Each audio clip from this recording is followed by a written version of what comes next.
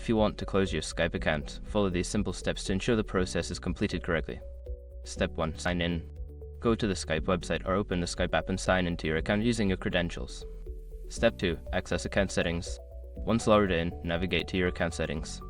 This can usually be found by clicking on your profile picture or name in the top corner of the screen. Step 3. Find account closure option. In the account settings menu, look for an option related to account management or security. Here, you should find the option to close or delete your account.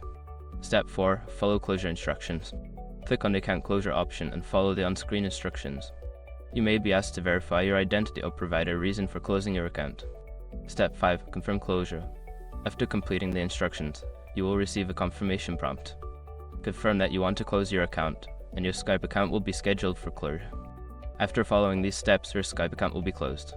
Remember that this action is usually reversible, so make sure you want to proceed before confirming.